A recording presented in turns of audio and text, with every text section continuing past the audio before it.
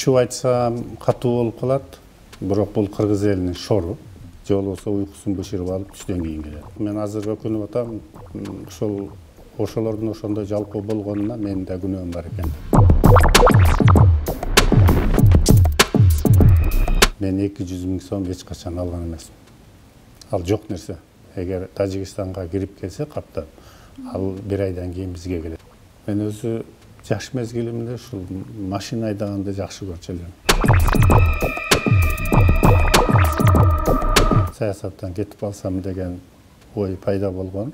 Бакиев менен да сүйлөшүп жүргөм, Атамбаев, Жээнбеков, Исадыр Жапаров.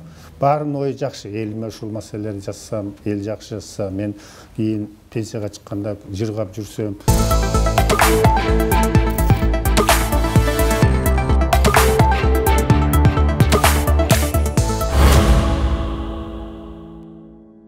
Саламатсыздарбы, урматтуу Супер KG порталынын көрөрмандары, галстуктар долбоору кайрадан эфирде. Бүгүн бизде конокто кызыктуу коногубуз, ал Жогорку Кеңештин депутаты Нышанов Сайдулла Камболотович. Саламатсызбы? Кандай келиңиз? Жакшы, рахмат. Өзүңүздөр жакшыбы? Атайын келип бергениңиз үчүн чоң рахмат. Анда көрсөтүүнүн шарттары менен тааныштырып өтөйүн. Өзүңүз көргөндөй бул жакта 3 журналист отурабыз. Жылдыз Жускенбаева сизди сындаган, суроолорду берейин деп турат. Ал эми Рыскелди Салбаров сизди мактаган, жактаган суроолорду берет. Ал эми мен Айсалкын Качкынбекова сиздин жан дүйнөңүздү ачып, жеке жашооңуз тууралуу суроолорду берейин деп камданып отурам. Суроо тандоо укугу сизге берилсин. Кайсы суроону уккуңуз келип турат?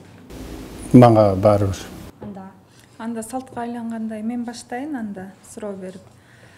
Биздин биринчи сурообуз, Ата Мекен фракциясынын айрым депутаттары лидер алмашканын айтты, бирок сиз добуш жетпей калганын айттыңыз да. Ошондо сиз фракция лидери болуп эсептелесизби? Биз өзгөчө бул парламент бийлик бутагынын бирөөсү болуп, мыйзам чыгаруу бийлиги болуп эсептелинет. Бул жерде мыйзам менен иштешибиз керек, түшүнүк менен эмес. Ошонго байланыштуу мен бүгүн лидермин. Алардын добушу жеткен жок. Булар мындай акча базар системасында эсептеп алышып чечим чыгарабыз деген ал болбой калды. Андан кийинки суроону мен берсем, биз жакшы билебиз, сиз Жогорку Кеңештин жыйындарында аябай көп катышып келген депутаттардын бирисиз, активдүү депутаттардын бирисиз. Ошол эле учурда кээ бир сиздин коллегаларыңыз, депутаттар себепсиз жумушка келбей калат да, жыйынгачы. Булар боюнча сиздин ой пикириңиз кандай? Эми ачып айтсам катуу болуп калат, бирок бул кыргыз элинин шору. Себеби айлык алат. Айлыкты дагы көп эле алат деп ачыгын айтыш керек. Келбейт. Бир айда бир келбейт. Анан бир мезгилде мени да критика кылып жүрдү, ошолорго баягы кнопкасын регистрация кылып койгон үчүн. Мен өзүм үчүн жаман көрүнгөн жокмун, ошолор үчүн жаман көрүндүм. Мына азыр 5,5 жыл болду. Ошол бир айда бир, 3 айда бир келет да. Менин жанымдагы эле ошол депутаттар элдерге, бирөөлөргө акыл үйрөтүп сүйрөгөндөр. Же болбосо уйкусун бышырып алып түштөн кийин келет. Мен ойлойм, парламент, эл өкүлү, бул мыйзам чыгаруу бийлиги, ушул 3 бутактын бир бутагында турган адамдар келиш керек.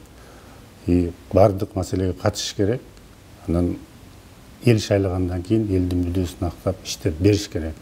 Мисалы мен мактанбайын, өзүм ушул рядда баягы 3 секундта добуш бергенге көндүм, себеби көптөн бери ушундай добуш берем. Мен Сиз канча депутатка добуш бересиз? Мен башында ушу жарымына чейин жетчү элем да. Анан азыр эми 3-өнө, же кээде 2-өнө келбей калса 3-өнө берем, келсе 2-өнө берем да. Эми ар бир адамдын мүмкүнчүлүгү деңгээли ар кыл болот, бирок аракет кылыш керек. Ошол аракет жок да. Аракет болуш үчүн эч болбосо келиш керек эле да. Келбейт. Мен бир мезгилде билесиздер, ошол критикага кабыл болгонмун, ошолорду колдоп регистрация кылам деп. Мен үчүн өкүнүчтүү, мен мына 3 союз депутат болдум. Бул кыргыз элине чоң зыян алып келе турган жагдай болуп эсептелинет экен. Себеби ошо ар бир шайланган депутат сөзсүз катышыш керек да, жумушка келиш керек. Эгер келбесең, ал жерде башкага бошотуп беришиң керек. Эгер сен бизнесиң, сенин башка кызыкчылыктарың болсо, анда башка нерсе менен алек болуш керек деп ойлойм да. Мен башында ойлодум эле, жаштар келбей коебу же карылар келбей коебу деп.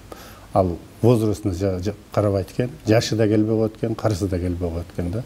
Ну абсолютно мына мен азыр регистрацияга болуп жогорку кеңештен келдим. Бир эле мен катарымда жалгыз өзүм.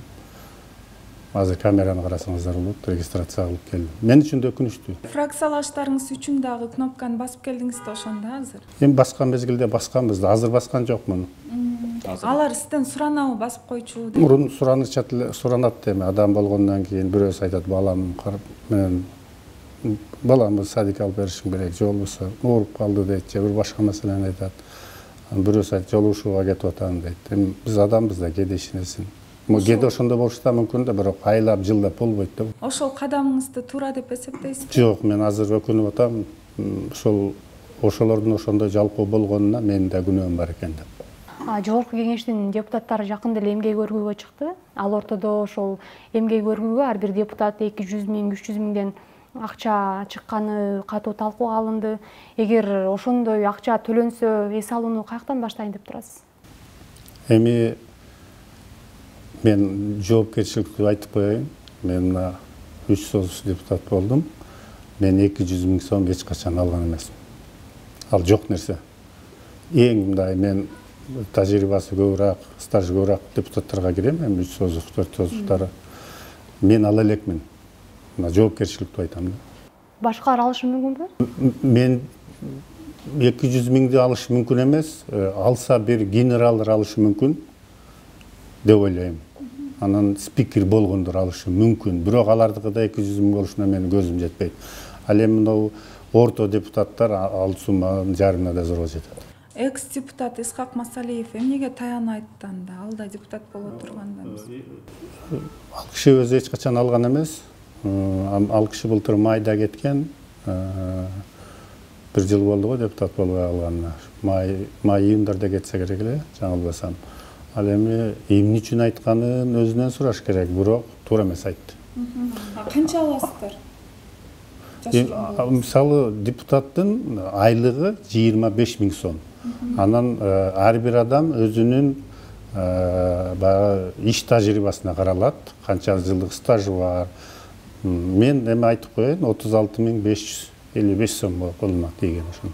Бул ошондо саздыктардын баарын кошуп тажрыйба алды. Ал эми жаңы болгон депутаттар мен оюмча 30 миң, 28 миң алат. Эс алууңузду кандай кылып өткөрөйүн деп атасыз? Эми эс алууда бизде Кыргызстанда элибиз тынччылык болсо деген эле ой бар. Мен мындай сыртка чыгып же башка андай негизи тынч мезгилде деле барбайт элем. Бирок эми биз баягы тууган уруктуу, бала чакалуу, небере чебире, анан шайлоочулар дегенде ошолор менен бир сыйра жолугушкуча эле убакыт өтүп кетет экен. Бизде биз ойлогондой эмес, бир кооптуу нерселер көп болуп атат. Эң эле мындай жакынкысын айтайын, ошол Тажикстанга кече Афганистандын военныйлары кире качып атат да. Уже 20 миң резервдеги граждандарын армияга чакырды. Бул бизге да чоң коңгуроо. Эгер Тажикстанга кирип келсе каптап, ал бир айдан кийин бизге келет. Ошондуктан ойлоно турган нерселер көп. Айрымдар Сайдулла Нышанов фракция ичинде интрига кылган үчүн ага ишенбөөчүлүк көрсөтүлдү деп айтышууда да. Ошондо кандай интригаларды жараттыңыз сиз? Буга эмне себеп болду? Мисалы, сизге ишенбөөчүлүк көрсөтүү? Бул эми баягы Центр избиркомго мүчө ар бир фракциядан бирден кандидат сунуш кылыш керек болуп калды да, мүчөлүккө. Анан бизден 2 адам өзүнүн ою болгон экен, коёмун деп. Себеби баягы уже 6 жыл биз депутат болуп отурабыз. Анан Центральный избирательный комиссия, борбордук шайлоо комиссиясына өтсө, бул дагы 5 жыл гарантийный bir 40 миң сомдон тегерегинде айлыгы бар жер экен. Аны президент да жумуштан ала албайт да буларды. Абсолютно ушунда 5 жылга жогорку кеңеш менен шайланат. Анан 6 жылдан кийин 5 жылга секирип алса, өзлөрүнө выгодный жагын ойлошту да, экөө ошондой болуптур. Кимдер ошол 2 адам? Эми ал өзүнүн эле менин жанымда отурган депутаттар. Ачык айта албайсызбы? Эми айтсамга болот, эми кичине баягы биз да тарбия көргөн адамбыз да, кичине аксакалдарга уят болуп калабы дейм. Ошондой бир шайтандаргалар дагы азгырылып кетиптир да. Бул жерде интрига эмес, маселе Бир бөлүгү сөзсүз мага каршы, чөтөртө. Себеби мен алар айткандай кылбайм. Атамекенин ичинде көп тартипти мен киргизип койдум десем болот. Мен служебный автомобилди гаражга алып келип коюп койдум. Ошол секретариаттын жумушу болсо, ал бир жумада 1 же 3 саат, 5 саат болот экен. Калган мезгилде жумушта турат. Эртең менен 8-де бирөөнүн үйүнө барып алып келбейт, кечке маал 5-тен кийин жумуштан кийин бирөөнүн үйүнө жеткирбейт. Сөзсүз бул проблемага алып келет. Ошол эле мезгилде бизден секретариатта 10 адам экен иштеген. 7 сыртта иштейт экен. Мен алардын баарын жогорку кеңешке алып, айлыкты мамлекеттен алгандан кийин мамлекеттик кызматты кылгыла деп мен тартипке баарын ордуна келтирип койдум. Мен өзүм служебный машинесин колдонбой, башка маселелерин колдонбой, ошондуктан баягы кызыкчылыктардын арасынан ушул маселе чыкты. Ал эми лидер фракция только ошол жердеги тартипти гана киргизе алат. Депутат, ар бир депутат свободный, ал өзүнүн билген убагында келет, каалаган убагында келет, каалаган убагында кетет. Ошондуктан ал жөн эле шылтоо эптеп менден баягы менден өткөрүп алышып, өзүлөрү каалагандай калчап иштейли деген маселе бар да. Себеби бул 1 жылдык эмес, бул 7-6 жылдан бери ошондой болуп жүрүшөт экен да. Ошондуктан чындыкты, тартипти эч ким каалабайт экен. Кайрадан сен өзүңө мындай карама каршылык көрсөтүп турат экен да. Ошондуктан мен ойлойм, Кудай бар, биз туура жолдобуз. Жогорку кеңештин жыйынында Атамекен партиясынан чыгып кеткениңизди жарыялагансыз да. Буга эмне себеп болду? Партиядан эмне үчүн чыгып кеттиңиз? Бир пикир келишпестиктер болдубу же кандай? Мен Атамекен партиясынан жогорку кеңеште айтканым чын, февраль айында очу лидер болгонго чейин да. Себеби эми көз караштар болот да. Биз тирүү адамбыз. Меники может туура болот, может жаңылып калышы мүмкүн да. Бирок ар дайым эле ошол лидердики же башкалардыкы туура болсо да, туура эмес болсо да колдоп жүрүшүң кыйын да. Ал эми кээде өзүң пикириң айтып койсоң, сен сатып кеткен болосуң, өзүңүн пикир. Алардын пикирин колдоп койсоң, сен туура жолдо болосуң да. Эми биз дагы мындай бир тажрыйба алып, көз карашыбыз, деңгээлибиз өзгөрүп, бардык нерсени түшүнө баштадык да. Себеби элдин кызыкчылыгы бул жерде биринчи болуш керек. Мен может эртең депутат болбой калышы мүмкүн, бирок мен ошол болбаганга чейин элдин кызыкчылыгына иштешим керек деген пикирдемин. Ошол пикирим ойдон кала берем. Ал эми партия эми баягы көпчүлүк баары чечип, баягыдайчы, эми азчылыгы көпчүлүгүнө баш ийиш керек, бирок көпчүлүгү баары чечиш керек. Бул жерде андай жок да. Бир тири эки адамдын ою менен эле партия, анан партиялаштар деген сөз боло берет да. Биз шайлоолорду көрүп атабыз да. Эч ким андай нерсени кабыл албайт экен. Биз көрүп атабыз шайлоолор кандай результат берип атканын. Мен 2015-жылы Атамекен партиясынан койгом депутаттыкка. Ошондо биз ар бирибиз территория бөлүп алганда, мен Кыргызстан боюнча биринчи местаны мен алам. Сиз эмнеге акыркы парламенттик шайлоого катышкан жоксуз октябрда? Мен ойлодум, 3 жолу депутат болдум, Кудайга шүгүр. Тажрыйба алдым. Мен башка жакта жумуш кылсам дагы, ошол эле бизнесте же болбосо башка тармакта мен тажрыйба алдым дедим. Эми башка баягы алдыдагы пландарымы кайсыл багытта болсо дагы аткарып кеткенге мүмкүнчүлүгүм бар экен да. Мен азыр эми жашым да, тажрыйбам да жакшы болуп калды деп ойлойм. Парламенттин алдында мындай анализ кылганда элде карама каршылык өтө күчөп кеткен. Ак үйдүн ичинде башка ой менен жашашкан. Бул кризиске баары келет деп ойлогом да. Экинчиси, эл колдобогон парламенттин авторитети болбойт. Элдин өзүнүн элегинен өтүп келиши керек да. Мисалы, мен 15-жылы добушту мен биринчини алдым да. Аны эч качан айтышпайт алар. Менин кемчилдигими, анан ушул тиги бул деген маселелерди айтат да. Эмне үчүн азыр ошол 11 депутаттын Нышанов элдин добушун алган, лидер болсо болот деп айтпайт. Эмне үчүн айтпайт? мисалы элди сыйласа айтыш керек эле да, бул начар жигит, бирок элдин добушу алган, ушул лидер болсун деп бирөө да айтпайт, себеби мен аларга выгодный эмесмин.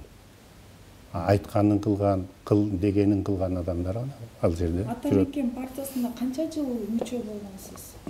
10 жыл болдум го. 10 жыл. Ошого чейин жакшы эле келип, анан кийин аягында пикириңиздер келишпей калды ошондо. Эми ачыгын айтыш керек, адамдар фанат дейт, баягы ишенич болуп калат да. Бул ишенич болгондон кийин кээ бир адамды колдосоң, ишенсең, бирөө туура жерин айтса да сен защита кыла берет экенсиң да. Сеники туура эмес, бул туура депчи. Бул убакыт, анан барып ар бир адамдын көзү ачылып, бир күнү баягы чекит коюлат экен да. Эми биз ошондой ишенип, ошондой колдоп келгенбиз. Көрсө жаңылыш чыккан экенбиз. 3 созывдун депутаты болдуңуз сиз. Ошол учурда сиз эмне иштерди кыла алдыңыз, эмне иштерди кыла алган жоксуз? Ушулар боюнча токтолуп. Мен оюмча кыла албаган иштер көп болду. Бул биринчиден мамлекеттин экономикасына байланыштуу да. Былтыр пандемия, анга чейин карыздар, негизи эле биздин 6,5 миллион элибиз үчүн ушул 2 миллиард доллардын тегерегинде каражат, бул өтө аз болуп эсептелинет. Ошондуктан баягы элдин көйгөй маселесин чечиш өтө кыйын экен. Но бирок салыштырмалуу ошол региондо мен көп нерселерди жасадым десем да болот. Буга эми эл тараза да. Ошол эле оорукана, же мектеп, же ушул больницаларды, жолдорду сунуш берип, ушу бюджеттен каратканга постоянно аракет кылып, мамлекетте иштеген чиновниктерди премьерге чейин баш кылып, ошол маселелүү бар жерлерге алып барып көзү менен көрсөтүп, чечип келген мезгилдер болду, бирок ойдогудай болгон жок. Себеби былтыр пандемия менен экономикабыз артка кетти. Быйыл дагы мисалы жол министрлигине 1 миллиард 800 2 миллиард сомго чейин акча бере турган болсок, быйыл ошонун 500-ün зорго берип атабыз да. Бул 3 эсе 4 эсеге чейин кыскартылып атат. Булар айлыгы менен эптеп эле жашап калды. Ошондуктан маселени чечиш кыйын болуп атат. Анча-мынча тапкан тыйынтып мына ковид менен гана күрөшүп атабыз да. Менин жан дүйнөңүзгө мындай ыктаган суроолорду берейин. Ушул бала чагыңызда ушундай эл өкүлү болом, коомдун бир көйгөйүн, маселесин чечем деп ойлодуңуз беле? Анан жан дүйнөңүздө ошону мындай талап кылганбы, же бир кокустан, же бир башка жактан эле мындай келип калгансызбы бул саясатка? Менин оюмча кокустан болсо керек. Мен жаш мезгилимде түшүнүк да болгон эмес. Мен өзү жаш мезгилимде ушул машина айдаганды жакшы көрчү элем. Мен үчүн ушул башкарманын водители, же болбосо бир грузовой машина менен жүргөн адамдар бир кызыктуу профессия болуп эсептелчү эле. Эсимде ушу кичинекей мезгилимде бир 100 метрге бирөө машинасын айдатып, анан 2 саат жууп бергем да. Ушу машинага кызыгат элем. Кийин мен институт бүтүрүп, анан баягы Советтер Союзу таркап, баары экономика өзгөрүлдү, базар экономикасына өткөндө мен ушул бизнес менен алек болуп жакшы эле мындай жыйынтыктар болду десем болот. Анан күндөрдүн биринде ушул бир досум депутатка коем деп калды. Ушул бизнес кругдагы достордун. Анан баарыбыз колдодук. Бир жылда өткөндөн кийин ал жигит койбойм деп калды. Шарттарына байланыштуу. Анан мен ошол жерде отургандар баягы сен кой, манча-мынча сүйлөйсүң, мүмкүнчүлүгүң бар дегенден мага мындай жаккандай эле болду да. Бул неожиданный болду. Ошондон кийин баягы демилге болуп, балдар, достор колдойбуз деп, ошол бизнестеги досторум да колдоп беришип, мен биринчи коюп, ошол мезгилде Курманбек Бакиев тоже ошол менин округума койгон. Мен азыркы мына Айбек Алтынбеков деген депутат койгон. Мен ошондо биринчи турда 44,67%, экинчи турда 60% алгам. бир эки турда тең биринчи местени мен алгам. Алгач ишкерликти эмнеден баштагансыз? Союз бүтүп аткан мезгилдерде биз ушул мал бизнес кылчу элек. Кийин мындай овош, капуста тиги буларды өттүк. Андан кийин шереңкеге чейин сатып жүрдүк. Андан негизинен бир 18-19 жыл ГСМ бизнес менен алек болдум. 18-19 жылдай. Анан ушул депутат болуп кеттим. Бир кезде мурдагы президент Алмазбек Атамбаевке кыргыз эл баатыры деген наам берүүнү сунуштагансыз да. Азыр дагы ошол ойдосузбу? Сөз. Азыр деле ошол бойдомун. Пока тирүү болгондо ошол бойдо калам мен, кайтпайм. Алмазбек Атамбаевдин экс президент деген макамынан ажыратууда сиз кандай добуш бердиңиз эле? Мен эсимде жок ал кандай добуш бергеним. Бирок каршы ойлоймуз өзүңүз. Эми ал мезгилде каршы жеке болушуң мүмкүн, бирок баягы бийлик ошол мезгилде баягы күнөп үстүңөн бардыгын карап турган да, бардыгын контроль кылып эсептеп канча добуш жетет, канча менен өткөрүш керек, анын баарын контролго алып турган. Ал жерде жөн эле добуш берип койду деген болбойт, баарын контролго алып эсептелинет да. Ошондуктан бийлик ошол мезгилдеги бийлик өтө катуу киришкен, алабыз деп. Ал мен колдогондо да, колдобогондо дагы алмак. Но мен ойлойм, ал мыйзамсыз алынган негизи. Келе жаткан парламенттик шайлоого катышасызбы? Алдыдагы пландарыңыз жөнүндө өткөн жылкы шайлоого катышкан жоксуз ушулар боюнча? Эми мен жана айттым, өткөн жылкы шайлоодо катышпадым. Мен ойлойм, туура эле кылдым. Өзү мен саясаттан кетип алсам деген ой пайда болгон. 15 жылда мындай чоң суроо экен да. Чоң политикада жүргөн Европа, башка өнүккөн өлкөлөрдө 10 жылдан кийин кетет да. Анан бизди баягы колунан жетелеп чыгарып койгонго чейин кетпейт. Ошол эсебинен мен ойлодум эле кетип калайын деп. Анан эми тагдыр ушундайга алып келди. Мен ачыгын айтсам бүгүн деле кетип калганга даярмын. Бирок ойлонот экенсиң да, эл, турмуш, жашоо, элдин маселелерин ким чечет, сен кетсең башкасы келет. Сиздер айткандай келбеген депутаттар элдин тагдыры менен да ойлоп болбойт экен. Эми мен азыр чечим кабыл ала элекмин. Бирок шайлоочулар менен мен бир айда 2 жолу барып жолугушуп турам. Алар айтып атат, сен койбосоң болбойт депчи. Бирок азыр эрте жыйынтык чыгаргандан. Азыр кандай проект болот, муну да бир карашыбыз керек. Азыр мыйзам кабыл алына элек. Эгерде мыйзамда мурункудай эле жана бизнес проект болсо, анда мындай коюштун деле кажети жок деп ойлойм да. Андагы мен үй бүлөңүз жөнүндө суроо берейин. Үй бүлөңүз тууралуу айтып берсеңиз, балдарыңыз, алар эмне менен алектенет, аларга кандай ата боло алдыңыз? Эми доор өскөн сайын ата эненин орду да алмаштырат экен. Мисалы мен айылда чоң семьяда өскөнмүн. Мен 4 балам бар, 4 неберем бар. 2 кызым жогорку билимдүү, бирөө прокуратурада иштейт, бирөөсү банкта иштейт. 3-чү кызым Россияда мединститутта 4-чү курсун бүтүп келди азыр. Мединститутта окуйт. 4-чү уулум мектепте окуйт. Мен эми бир нерсени түшүндүм, балдарыма дүнүйө эмес, билим калтырайын деп. Себеби менде 3 кызым бар, ошол кыздарым баягы ата-эне ар бир кыздын тагдыры кичине татаалыраак болот дегендей, баягы билим болсун, колунда диплому болсун, кийин өзү баягы нан таап жесин деп, ушу кыздарымы үчөөнү тең окутуп атам. Баламды деле окутайын деген ниетим бар эми. Кудай буйруса мектепти бүтсө анан алдында көрөбүз. Ал эле жакшы эле окуйт мектепте. Жубайыңыз тууралуу айтып берсеңиз? Жубайым жогорку билимдүү, Бишкек шаарында өскөн. Үйдө бизге жардам берет. Балдарды окутат, неберелерин карайт. Түшүнүктүү. Сиз сын пикирлерге кандай карайсыз? Сын пикирлердин туура жерин кабыл алыш керек деп ойлойм да. Бирок ошол эле мезгилде сени ким сага сын пикир айтып атат? Эгерде менден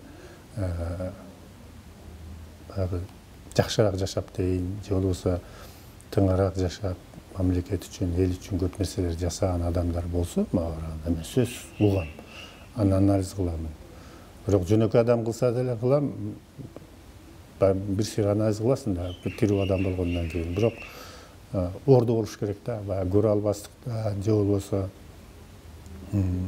кандай десем, өзүн акылдуу сезип жасаган сын пикирлерге мен андай көңүл бурбайм. Себеби мен баягы 2005-жылы Бакиев менен депутат болуп келгенимде Бакиев тутуп, кийин Бакиев президент болгондо мындай айтылбаган нерселердин баарын айтышканда, кийин 10-жылы Атамекенден депутат болдум.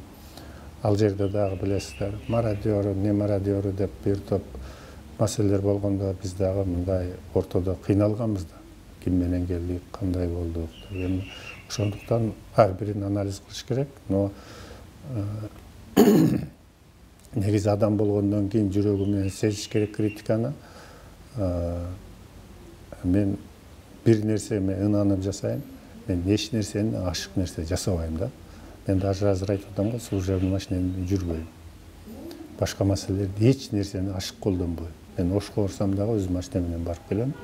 Менин машинем парламенттин депутаттарынын эң арзан машинеси. 100 километрге 5 литр расход болот. Мисалычы, кээ бирлер сизди кайсы бийлик келбесин ошонун сөзүн сүйлөйт деп айтат да. Эми мен натурамда мындай да. Жакшы нерсени алдыга жылдырайлыз дейт да. Бийликте деле мына сиздерге ошогон министрлер келет. Айтат, ушул проект боюнча ушундай маселелер бар, мына мынча каражат болуп атат, мына маселени чечкен атабыз, элибизге жыргалчылык болот, жакшы болот дейт да. Анан биз аны колдоп беребиз да. А кээ бирлер бар да, только тескери кылышың керек да. Андай да болбойт да, себеби бийликтин туура жеринде колдош керек. Мисалы, туура эмес жерин колдобосоң болот. Да, но туура жеринде колдош керек да. Ансыз мамлекет кура албай калбайбы?